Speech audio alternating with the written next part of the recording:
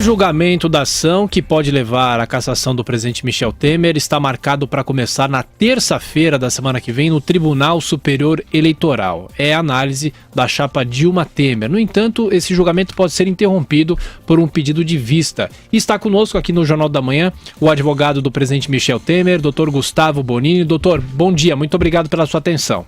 Bom dia, é um prazer falar com você. Doutor, a imprensa toda, com analistas, juristas, todo mundo especula que algum ministro vai realmente pedir vista e esse processo vai ficar interrompido. Claro que a defesa não pode ter uma estratégia contando com isso, claro, né? Qual é a estratégia para esse início de julgamento e o senhor também tem essa expectativa de adiamento? Veja, como você disse, sem dúvida a defesa não conta, essa não é uma estratégia possível de se prever, de se conceber e nem mesmo de se avaliar nesse momento. O que dá para dizer em relação a isso é que na medida em que se apressa o início desse julgamento, eu digo se apressa porque não é comum no TSE você ter a pauta de um processo de forma tão rápida, sobretudo um processo desse volume, desse tamanho de informações, só de relatórios são quase 1.100 páginas, então sem dúvida nenhuma quanto mais cedo se coloca um processo desse na pauta, significa que os ministros tiveram menos tempo para ter contato com ele, logo a chance de um pedido de vista é ainda maior do que em casos dessa natureza.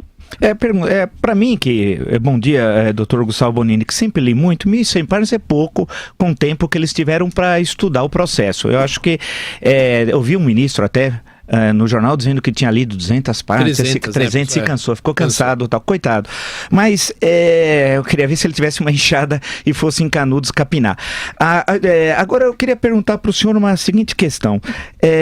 Como dissociar o candidato Michel Temer da candidata Dilma Rousseff em 2014? Em outras palavras, como apresentar, como defender a ideia, não sei se eu estou sendo correto, aí no caso, se eu tiver errado, senhor, por favor, me corrija, de que o candidato Michel Temer não sabia o que foi feito na caixa de campanha de Dilma Rousseff.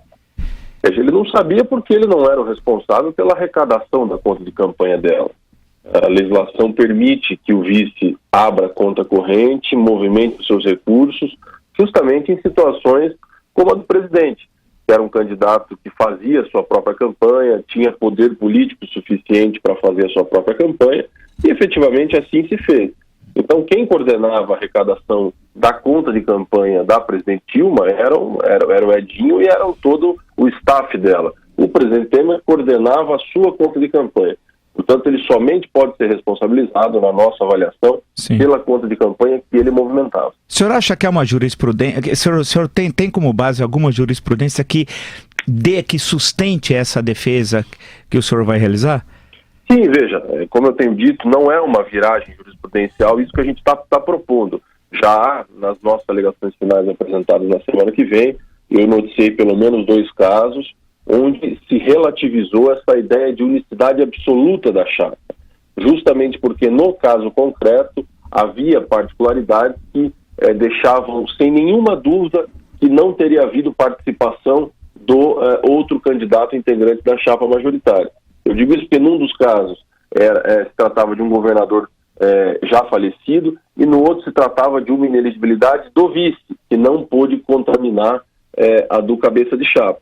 Então, como no nosso caso também, de forma muito clara e sem nenhuma dúvida, não se demonstrou nenhuma participação do presidente nas ilicitudes que lá se apontam, portanto, na nossa avaliação, a partir do caso concreto, em precedentes que já existem flexibilizando essa unicidade de chapa, deve então ser aplicada a separação em relação ao presidente.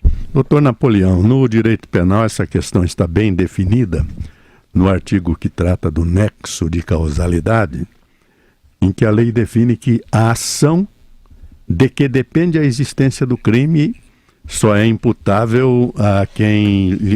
Eu falei Napoleão Nunes, é o ministro que vai pedir vista, parece, segundo está no jornal. Desculpe, doutor Gustavo, já estou misturando bola aqui, acho que é a idade. Mas concluindo o raciocínio, no direito penal, é evidente que a ação o crime só é imposto, a condenação só é imposta a quem causou o crime. No direito eleitoral isso é possível também? Veja, eu vou até além. Acima do direito penal e acima do direito eleitoral está o direito constitucional. A Constituição da República diz claramente em 2 incisos do artigo 5º, tratando da individualização da pena. Ocorre que no direito eleitoral há situações onde é impossível você dissociar uma coisa da outra. Por exemplo, em caso de cassação de governador, que é a jurisprudência Maranhão, Tocantins, Paraíba, que é a jurisprudência que se pretende fazer prevalecer também nesse caso, lá não era possível você separar uma conduta da outra, porque era abuso de poder político, por exemplo. Se utilizou a máquina do governo, segundo diz o TSE, para beneficiar aquelas candidaturas. Então, quando não é possível se separar a conduta do titular e do vice, sem dúvida nenhuma se aplica a unicidade de chapa. No entanto, como no nosso caso, e nas exceções que eu disse antes a vocês, é possível deixar muito claro a conduta de cada um, e aqui eu vou deixar claro que a acusação principal é arrecadação ilícita, portanto tem a ver com conta corrente, e é possível cindir muito bem a responsabilidade de cada um, é que se pretende, então, que cada qual seja responsabilizado pelos seus atos. Isso, vou deixar claro, se reconhecer a procedência, porque há também argumentos para que sequer se reconheça a procedência desse processo. Doutor Gustavo, nas suas alegações finais, o senhor levantou alguma nulidade da instrução? Sim, na nossa avaliação tem algumas situações, mas eu vou destacar uma aqui que na nossa avaliação é de fato muito grave. A petição inicial ela veio com determinados temas, tá? Sobretudo naquilo que nos interessa, a partir da delação do Paulo Roberto Costa, de que haveria dinheiro de empresas fornecedoras da Petrobras na campanha presidencial. Isso foi afastado por completo. Depois de toda essa instrução, meses de instrução, oitivas de dezenas e dezenas de pessoas, não há um único centavo da Petrobras na campanha de 2014. Isso ficou muito claro. Ocorre que depois de mais de um ano desse processo já em instrução, ouvindo testemunhas, se surgiu fatos novos. E os fatos novos são esses, relativos ao João Santana, a história, que para mim é absolutamente inverossímil, da compra de partidos políticos esses que tinham ministro no governo Dilma, portanto não tinha nenhum sentido não apoiarem a reeleição dela. Então esses fatos, eles não estavam na petição inicial. A defesa não apresentou contestação sobre eles surgiram no meio do processo. Então essa é uma nulidade na nossa avaliação gravíssima e que sem dúvida deve ser enfrentada pelo tribunal antes de chegar à avaliação final de mérito. Deixa eu só perguntar, senhor, por favor, porque eu pudesse dar um exemplo. O senhor falou que o caso da unicidade absoluta, o senhor citou o caso de governadores de governos estaduais, que foram outras situações diferentes. O senhor falou o caso do Maranhão, que era abuso durante a campanha, é a questão do Jackson Lago, né, presumo, né? No caso que os senhores que estão defendendo o então candidato Michel Temer vice-presidente, qual é o exemplo? É Roraima? Qual que é o caso? Roraima é um exemplo do ex-governador Otomar Pinto. Sim. E também há um caso de um município agora que eu não me recordo, mas consta nas alegações finais. O município tem lá o número do processo, onde haveria inelegibilidade do vice, tá? E aí o relator na época era o ministro Noronha. Sim. Ele falou, olha, se aqui há inelegibilidade apenas do vice, não pode haver a contaminação da chapa toda, porque na avaliação do caso concreto está muito claro de que o titular não teve nenhuma responsabilidade por isso. Então, obviamente, o caso é o contrário, aqui se trata de algo da titular em relação ao vice, mas a lógica da flexibilização do temperamento dessa suposta indivisibilidade absoluta, ele se aplica também, e aí a gente vai, no segundo momento, analisar o caso concreto. Como eu disse para vocês, deixa muito claro de que não há nenhuma responsabilidade do presidente. A última questão minha, doutor Gustavo, já se comentou na imprensa, evidentemente, completamente fora dos autos, que, na verdade, se supôs que poderia haver uma decisão em que se consideraria a chapa toda afetada, mas se manteria a elegibilidade de Temer.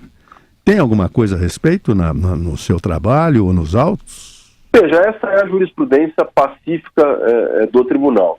Justamente nessa situação da flexibilização, antes a inelegibilidade era para os dois. Chegou um determinado momento que começou a se avaliar a conduta de cada um. Portanto, a inelegibilidade ela só se aplica, a inelegibilidade não se aplica àquele que não praticou a conduta.